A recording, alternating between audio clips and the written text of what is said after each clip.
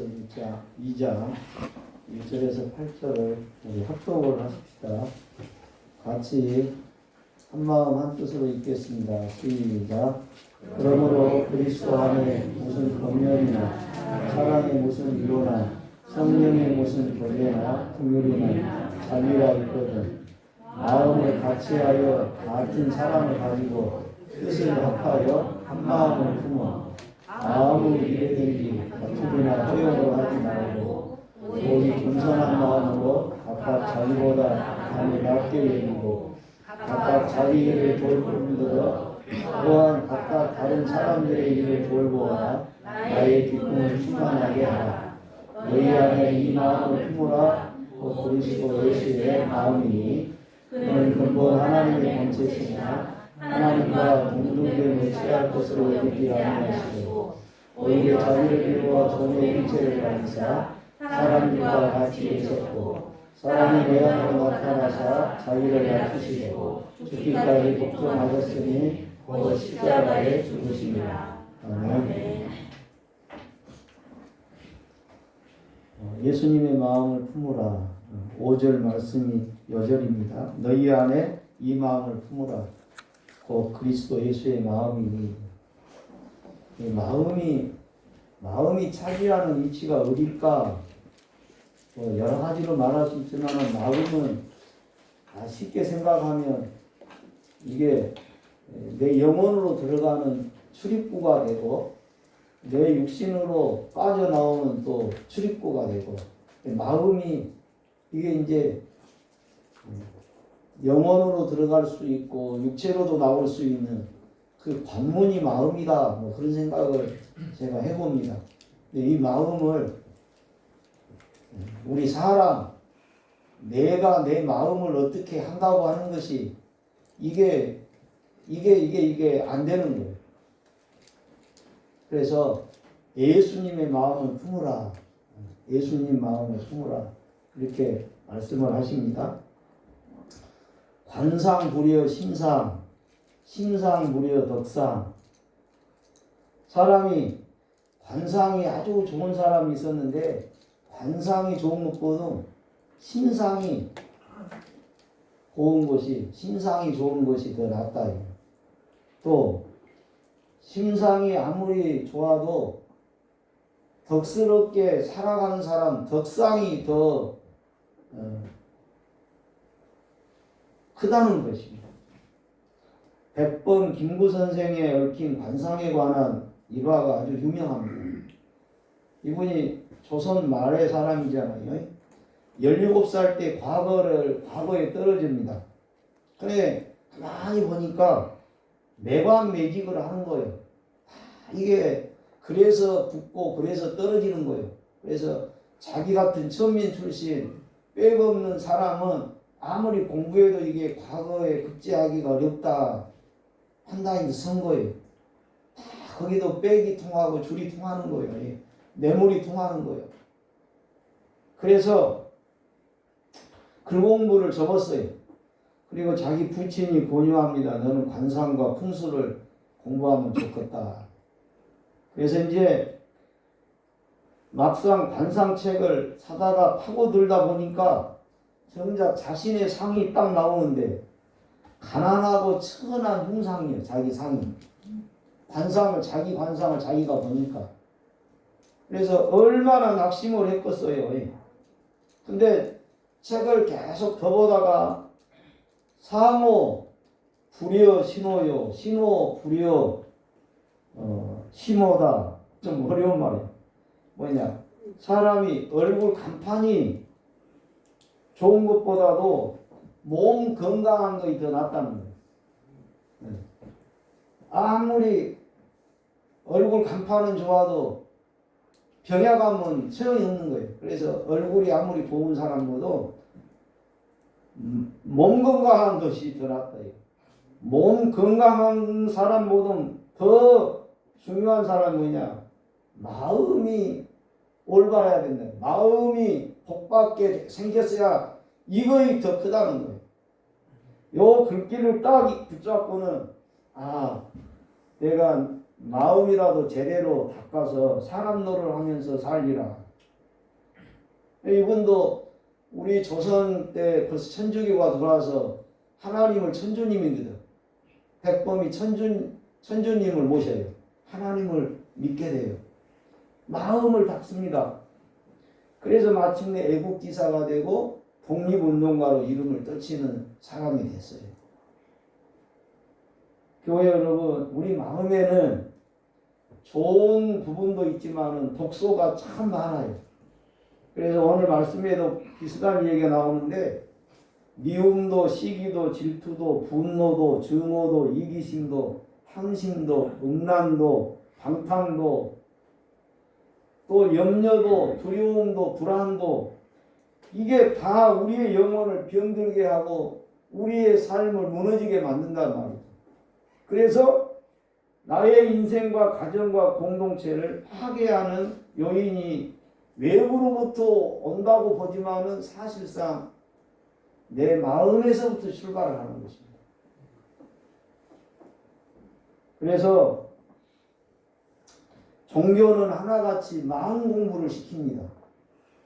왜 이 종이 한자로 마루종이거든요. 가장 높은 공부를 가르친다는 뜻에서 종교라고 해요. 가장 높은 가르침이 뭐냐? 마음 공부시키는 것이 가장 높은 가르침이라는 거예요. 이 시간 우리는 마음 공부를 한번 좀 해봤으면 좋겠습니다. 그리고 종교를 이야기할 때 꼭 우리가 기억할 것은 기독교와 다른 종교에는 같지 않는 부분이 있다는 것입니다. 기독교를 제외한 모든 종교는 자력 종교입니다. 본보기나 모델을 제시해 놓고 너도 스스로 도를 닦아 마음을 닦아 거기에 이르도록, 그래서 자기가 도를 닦는 거예요. 자기가 자기 마음을 닦는 거예요. 그러나 우리가 성경을 보거나 우리 경험을 통해서 보면 사람은 누구나 예외가 없이 본래 죄성이 있는 사람들입니다. 그래서 죄성을 이겨내지 못하고 스스로 주저앉게 돼요. 아무리 스스로 마음을 닦을지라도 결국 이루지 못하고 끝나는 것이에요. 그걸 우리가 알 수가 있습니다. 그래서 기독교는 탄핵 종교입니다. 뭐냐? 인간 스스로 구원받을 수 없는 걸 잘 아시는 하나님께서 예수님을 구원자로 보내주셔서 직접 우리를 구원하시는 거예요. 내가 나를 구원할 수가 없으니까 예수님이 오셔서 나를 구원하는 거예요. 그래서 기독교의 복음은 복음이라는 거예요. 복된 소식이라는 거예요. 그래서 성경이 그러죠. 모든 사람이 죄를 범하였으면 하나님의 영광이 이루지 못한다. 인간은 죄를 안고 죄성을 가지고 태어났기 때문에 아무리 자기가 도를 닦고 마음을 닦아도 하나님의 영광의 자리에 이룰 수가 없어요. 그래서 그리스도 예수 안에 있는 속량으로 말미암아 하나님의 은혜로 값없이 의롭다함을 얻는 자 되었느니라. 주님이 베푸신 구원을 내가 받아들임으로 내가 의롭다함을 얻는 거예요. 그러니까 우리가 내 힘으로 태평양을 건너 미국을 먼 제주로 가냔 말이에요. 비행기를 타고 가면 미국을 간단 말이에요. 한국 파리가 나 미국 좀 가고 싶다 그러면 미국 가는 비행기를 타고 가는 사람 등에 딱 달라붙으면 비행기 탈 때 얼른 들어가서 혹시 타면 지도 이 파리도 미국을 가는 것처럼 자력으로는 해도 안 되는 것을 성경은 이야기해요. 사람은 그렇다는 거예요. 주님이 오셔서 해 주시는 거예요. 그래서 은혜라고 합니다. 이 은혜를 제대로 깨달아야, 은혜를 받아야 우리가 사는 것입니다. 그러니까 내 마음도 내가 공부해가지고 되는 것은 그것은 너무 한계가 분명한 거예요. 내 마음도 주님이 오셔야 될 줄로 믿습니다. 내 마음에 주님이 역사해 주셔야 되는 거예요. 은혜로 도우셔야 되는 것입니다. 그래서 우리가 복된 인생을 사는 것이에요. 그러므로 우리에게 요구되는 건 뭐냐? 예수님을 내 마음에 모셔드리는 거예요. 영접하는 거예요. 그것이 우리가 해야 될 일이에요. 다른 일 우리 할 필요 없어요. 예수님을 내 마음에 모시는 일만 내가 하면 되는 거예요. 믿습니까? 그래서 주님을 모시면 내 마음이 주님이 이제 모시고 주님께 내 인생과 삶 전반을 위탁하는 거예요. 맡기는 거예요. 넘겨드리는 거예요. 나의 주도권을 주님께 이양해 드리는 거예요. 내가 주인이 아니라 예수님이 주인 되는 삶이 시작이 되는 겁니다. 그래서 내 안에서 주님이 당신의 존재를 드러내시고 역사를 하셔요. 그래서 내 안에 하나님의 나라를 경험하게 되고 이제 하나님의 나라가 내 마음에 견고해진 사람일수록 내 눈앞에 드러난 환경이나 조건에 따라 마음이 여동치를 않아요. 우리가 예수님을 안 믿었을 때는 보는 것, 듣는 것이 아주 중요해요. 보는 대로 듣는 대로 내 마음이 움직이니까요. 그래서 사실상 내가 마음이 연약했을 때는 나쁜 것도 보면 안 돼요. 나를 낙심시키는 말도 들으면 안 좋은 거예요. 왜요? 듣는 대로 본 대로 내 마음이 움직입니까? 그런데 이제 예수님 영접하고 모시고 나면 내 마음을 내 보고 듣는 환경이 내 마음을 이렇게 흔들어 놓은 것이 아니라 주님만 내 마음을 다스려요. 주님이 내 마음을 주장하여. 믿습니까?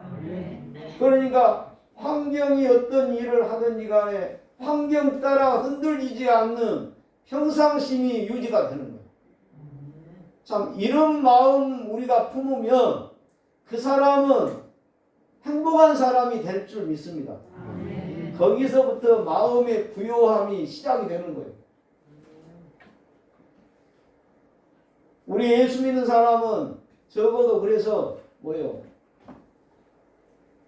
도통한다. 세상 말로 우리는 도통이 아니에요. 우리는 완전히 우리는 주님이 오셔서 다 이루어주시는 거예요. 믿습니까?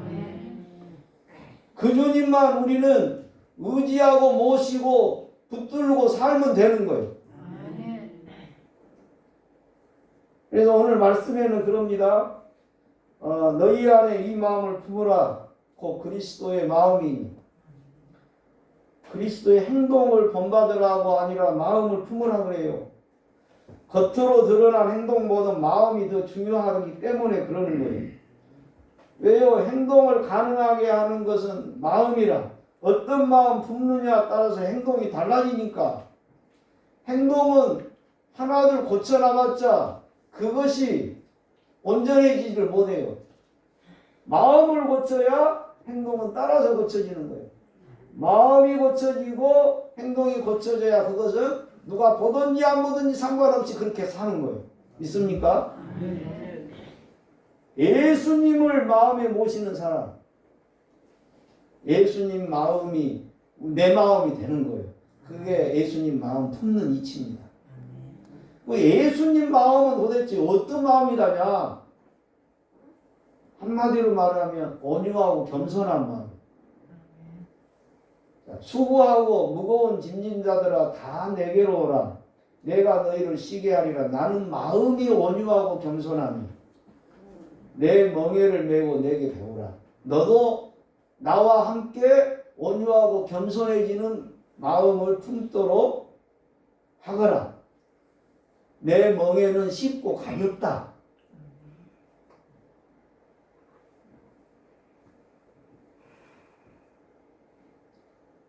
항상 우리가 경험하고 또 우리가 나눌 수 있는 이야기가 뭐냐? 우리가 왜 힘드냐? 내 인생이 환경이 뭐 나빠서도 힘들다고 하지만은 사실 알고 보면 우리가 지금 60년, 70년 전으로 돌아간다고 생각하면 오늘날처럼 환경이 여건이 좋아진 때가 어디가 있었답니까? 우리가 예? 여러분들은 다 이 걱정 덜 넓은 들판을 바라보고 살아서 안 그랬는가 몰랐는데 나는 곡성 석곡이잖아요. 내가 어려서도 하루 세 끼가 해결 안 됐습니다. 점심은 봄에 긴 봄에 그저 고구마 삶아가지고 물크덩한 고구마 해가지고 동치미국 해가지고 숟가락 그때는 뭐 이 사람 저 사람 숟가락 다 담가가지고 다 먹었고 뭐 그냥 한 그릇에다가 그냥 이 사람 손도 저 사람도 다 들어가고 그렇게 그냥 살았어요. 예. 그러니까 옛날에는 뭐요? 하루 세 끼 먹는 것이 해결이 되면 다른 것이 기대하지 않아도 행복하다고 생각했어요. 먹는 문제 하루 세 끼 해결된다면 부러울 것이 없는 거예요. 그때는. 그럴 때가 있었어요. 예. 근데 지금도 정말로 이 먹는 문제가 해결 안 된 나라일수록 저 빈국 가난한 나라일수록 국민 그 행복 지수는 더 높아. 왜요? 다른 욕망이 아니요 먹는 것만 해결된다면 나는 부러울 것이 없고 여한이 없어. 근데 선진국가일수록 행복 지수는 점점 떨어져요. 그러니까 우리나라는 지금 사람들이 마음이 무너진 사람들이 많고 마음이 힘든 사람들이 많고 마음이 고통스러운 사람이 많은 거예요. 그래서 자살률이 세계 1위로 지금 등재가 되어 있는 나라예요. 얼마나 힘들었으면 죽겠어요. 예? 예? 그걸 우리가 지지할 수는 없지만은 이해를 할 수 있단 말이에요. 얼마나 힘들었으면 죽을까. 근데 옛날에다 되면 우리가 다 왕우장사예요. 옛날에다 되면 다 부자입니다. 우리가.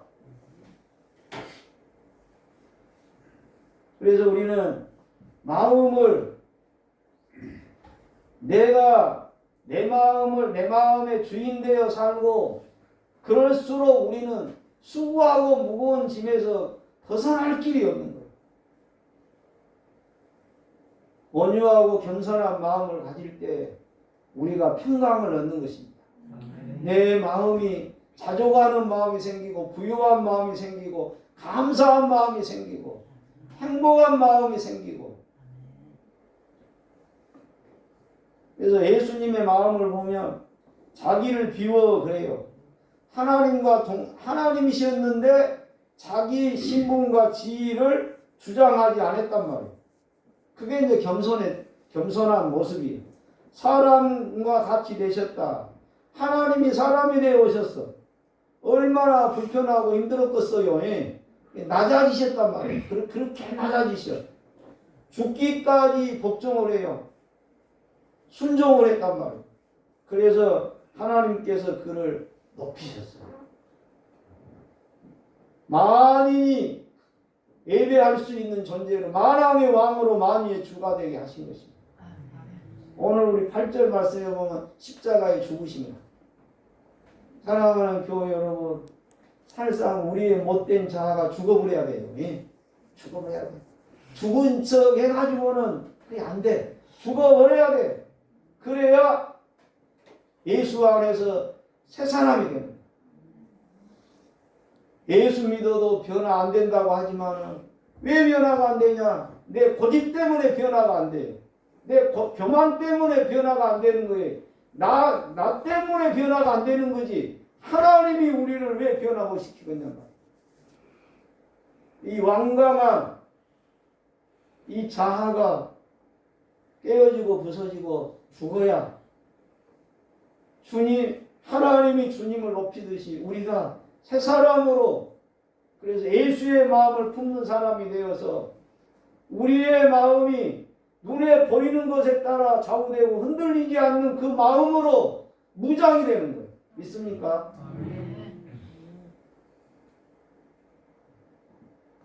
그래서 제가 겸손에 대한 그 애화를 일부 예배 때 들었는데 한두 분은 일부 예배 때 참석을 하셨어요. 그래서 내가 예화를 다른 예화를 하나 들을게. 옛날 어느 왕이 민심을 살피러 나왔어요. 길가에 비바람에 깎이고 사람들에게 시달려 볼품이 없는 초라한 돌부처가 하나 길가에 서 있습니다. 그러니까 왕이 가던 길을 못 치고 그 돌부처를 향해 고스란히 절을 해요. 왕이 어디에다가 고개를 숙일 겁니까? 근데 그 돌부처에다가 대고 절을 하는 거예요. 그러니까 그 모습을 본 신하가 그래요. 어찌하여 전하께서는 이런 하찮은 돌부처에게 머리를 숙이시옵니까? 그래요. 왕이 아무런 대꾸도 않고 시차를 끝내고 궁으로 돌아왔습니다. 다음날 왕이 그 신하를 부릅니다. 9개의 짐승의 목을 주고 1개의 사람의 목을 주면서 야 이놈아 요놈 시장에 가서 내다가 팔고 오너라 그래요. 그래서 저녁 때가 되어 그 신하가 돌아오는데 짐승의 목은 다 팔렸어요. 근데 사람 목은 누가 안 사가는 거야. 그래서 짐승 목은 팔고 사람 목은 그냥 가지고 왔어요. 그러니까 왕이 그 신하에게 그래요.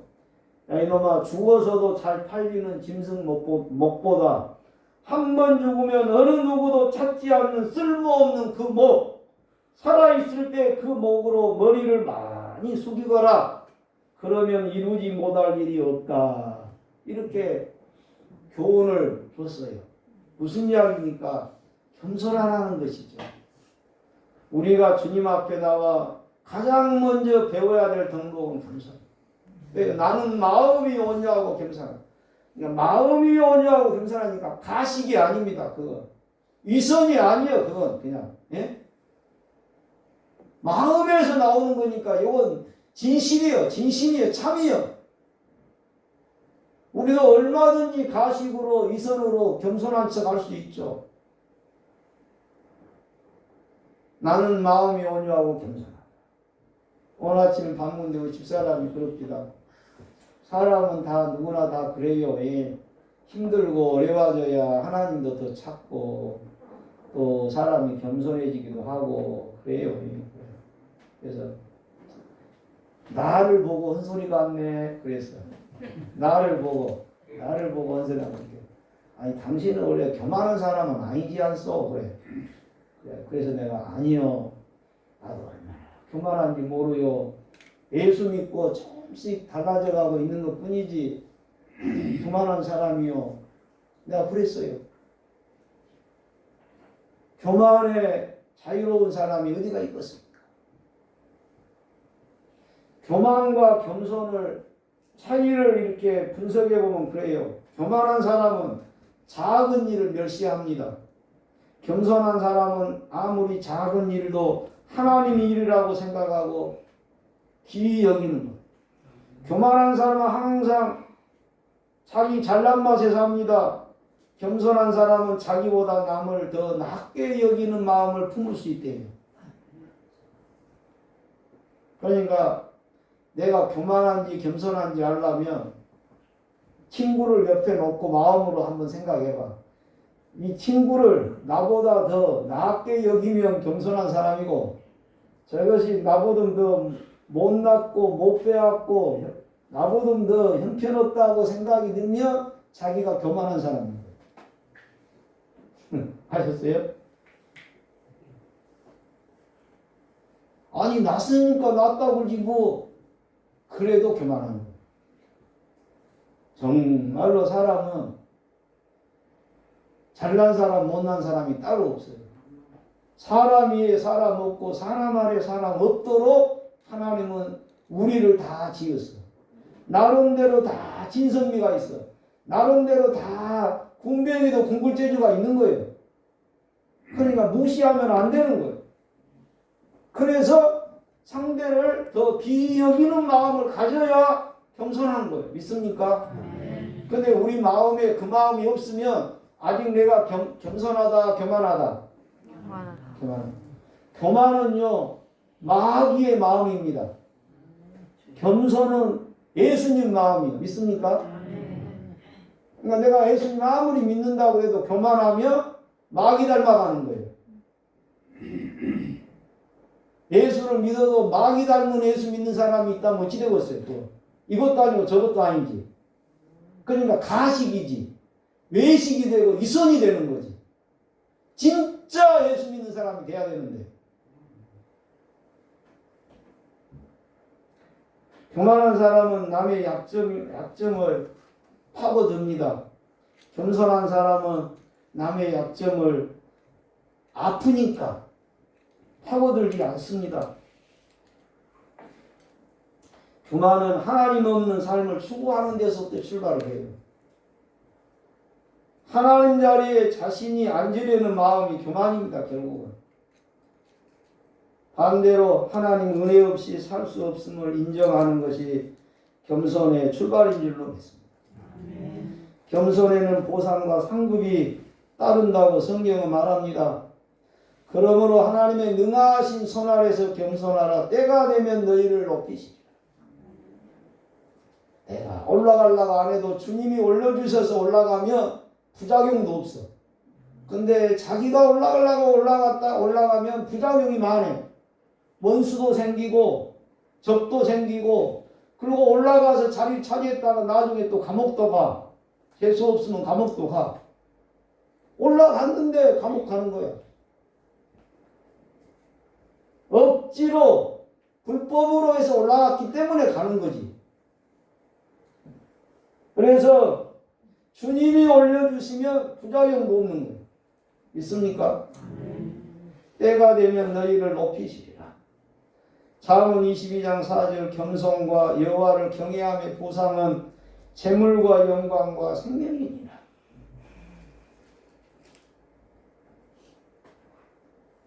하루는 마귀가 겸손하기로 소문난 사람을 찾아와 고백을 하더랍니다.